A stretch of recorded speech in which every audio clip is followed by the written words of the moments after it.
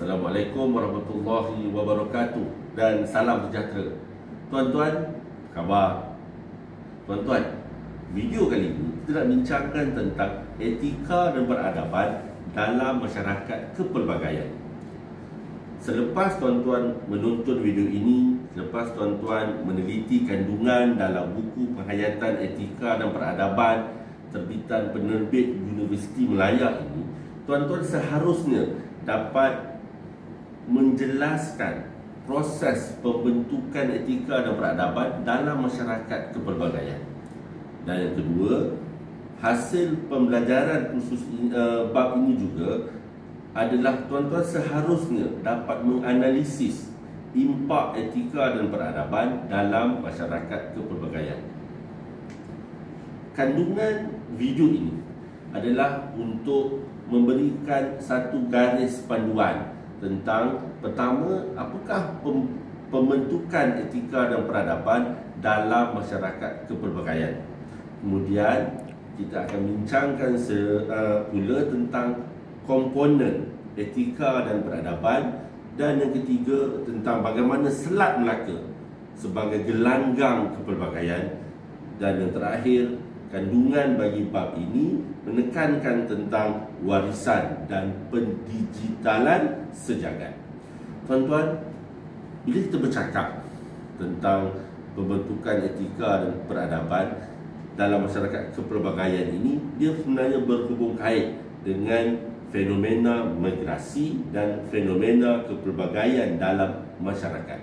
Tuan-tuan masih ingat dalam video yang lepas, tuan-tuan belum tengok, sila pastikan tengok, iaitu dalam bab yang pertama, dalam bab pengenalan, di mana kita telah memberikan satu timeline, iaitu tentang proses, iaitu susun masa daripada era pra-kolonial, kolonial dan pasca kolonial.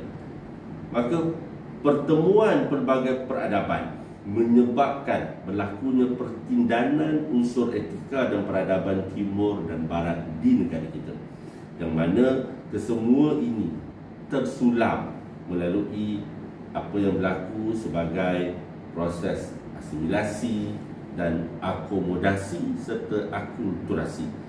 Tuan-tuan, penghayatan pembentukan etika dan peradaban dalam masyarakat kepelbagaian ini memperjelaskan tentang antaranya apakah ciri-ciri peradaban. Dalam sesebuah peradaban, dia ada beberapa komponen, ada beberapa ciri-ciri utama. Antaranya adalah kewujudan sistem kepercayaan dan agama, adanya penempatan masyarakat, adanya sistem organisasi yang teratur, sistem organisasi dan institusi sosial yang teratur, serta kewujudan sistem perundangan yang teratur dan sistem nilai serta moral. Antara lain dalam ciri-ciri sesebuah peradaban adalah kewujudan peningkatan kualiti kehidupan dan peningkatan jangka hayat, selain daripada daya reka cipta dalam penciptaan teknologi dan pembinaan. Tuan-tuan, kalau tuan-tuan nak dapatkan kandungan yang lebih terperinci, jangan lupa tuan-tuan dah ada buku tu, silalah baca dan rujuklah bab etika dan peradaban dalam masyarakat kepelbagaian. Seterusnya, dalam video ini kita nak bincang tentang komponen etika dan peradaban. Terdapat 4 komponen etika dan peradaban, yang mana hal yang lebih detail tuan-tuan akan dapat lihat dalam buku ini.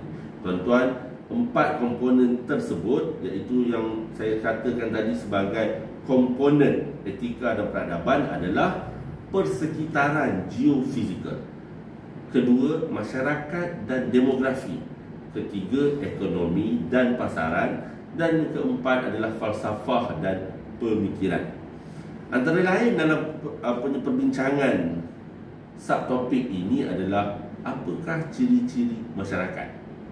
Baru je lebih kurang seminit yang lepas kita bincangkan tentang ciri-ciri peradaban. Kali ini kita bincangkan pula dengan skop yang lebih kecil, iaitu apakah ciri-ciri masyarakat. Tuan-tuan, masyarakat dia adalah sesuatu yang mesti biasanya berkelompok.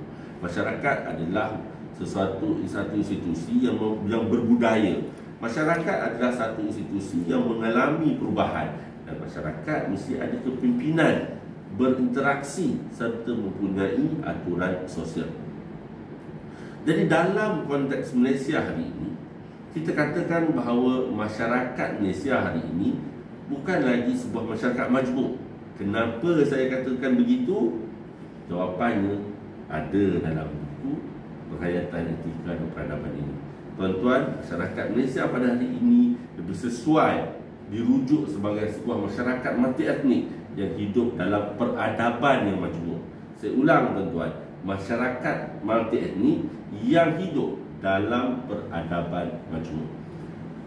Bab ini juga mengutarakan satu lagi garis waktu, iaitu apa yang berlaku dalam pembentukan masyarakat Malaysia sebelum penjajahan, semasa zaman penjajahan dan selepas kemerdekaan, di mana berlakunya satu trend perubahan daripada kemajmukan kepada kepelbagaian.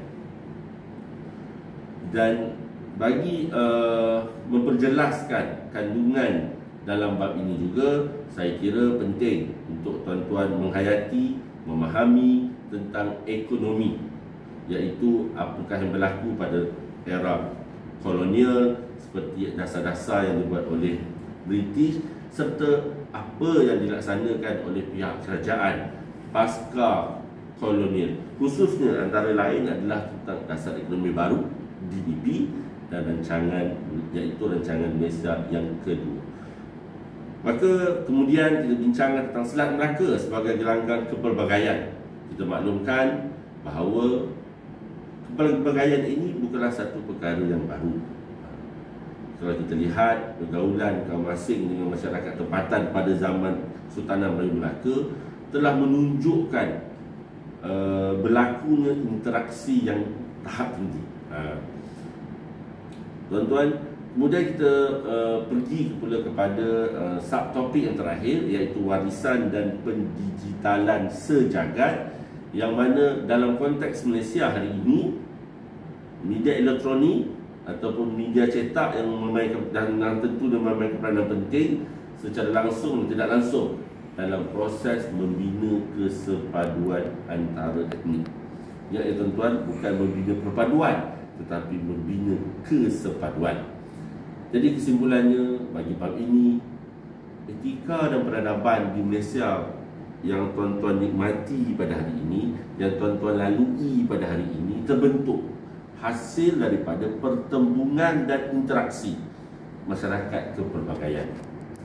Jadi akhir kata, ilmu mengenai etika dan peradaban perlu kita terapkan dengan kita mengetahui persoalan-persoalan berkaitan etika dan peradaban, yang juga seterusnya membuka ruang kepada kita semua untuk berinteraksi ke arah yang lebih positif. Tuan-tuan, sekali lagi saya ingatkan tuan-tuan, dah ada buku kan? Teruskan membaca. Assalamualaikum dan salam sejahtera. Jumpa lagi.